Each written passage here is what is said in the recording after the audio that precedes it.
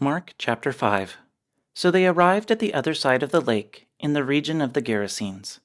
When Jesus climbed out of the boat, a man possessed by an evil spirit came out from the tombs to meet him. This man lived in the burial caves and could no longer be restrained, even with a chain.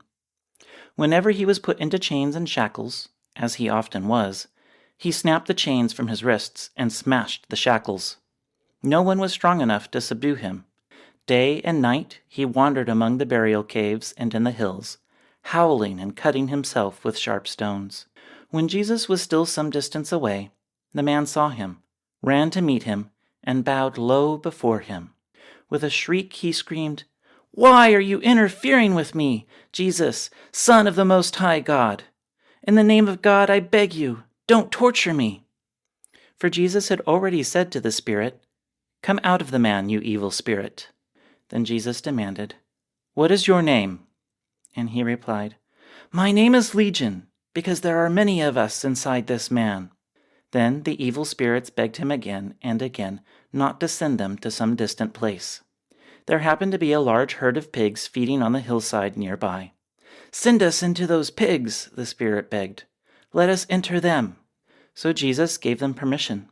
The evil spirits came out of the man and entered the pigs, and the entire herd of about 2,000 pigs plunged down on the steep hillside into the lake and drowned in the water. The herdsmen fled to the nearby town and the surrounding countryside, spreading the news as they ran. People rushed out to see what had happened. A crowd soon gathered around Jesus, and they saw the man who had been possessed by the legion of demons. He was sitting there fully clothed and perfectly sane, and they were all afraid.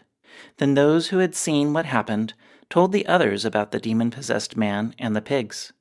And the crowd began pleading with Jesus to go away and leave them alone. As Jesus was getting into the boat, the man who had been demon-possessed begged to go with him. But Jesus said, "No, go home to your family and tell them everything the Lord has done for you and how merciful he has been." So the man started off to visit the 10 towns of that region and began to proclaim the great things Jesus had done for him. And everyone was amazed at what he told them.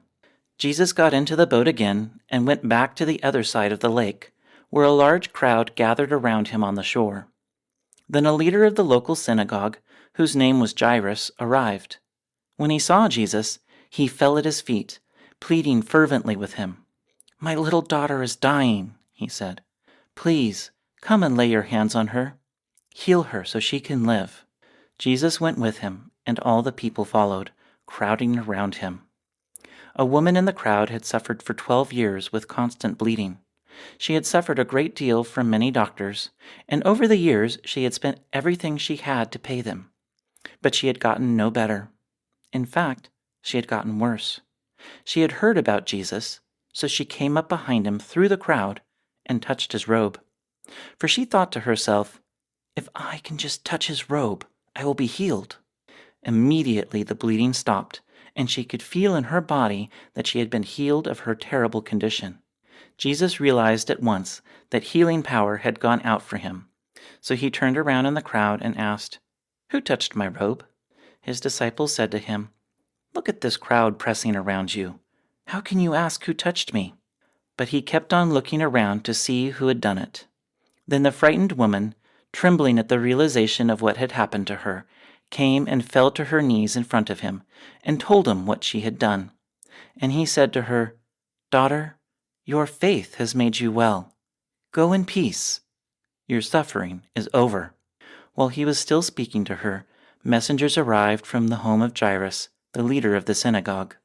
They told him, "Your daughter is dead. There's no use troubling the teacher now." But Jesus overheard them and said to Jairus, "Don't be afraid. Just have faith." Then Jesus stopped the crowd and wouldn't let anyone go with him except Peter, James, and John, the brother of James. When they came to the home of the synagogue leader, Jesus saw much commotion and weeping and wailing. He went inside and asked, "Why is all this commotion and weeping? The child isn't dead. She's only asleep." The crowd laughed at him, but he made them all leave, and he took the girl's father and mother and his 3 disciples into the room where the girl was lying. Holding her hand, he said to her, "Talitha cum," which means, "Little girl, get up." And the girl, who was 12 years old, immediately stood up and walked around. They were overwhelmed and totally amazed. Jesus gave them strict orders not to tell anyone what had happened, and then he told them to give her something to eat.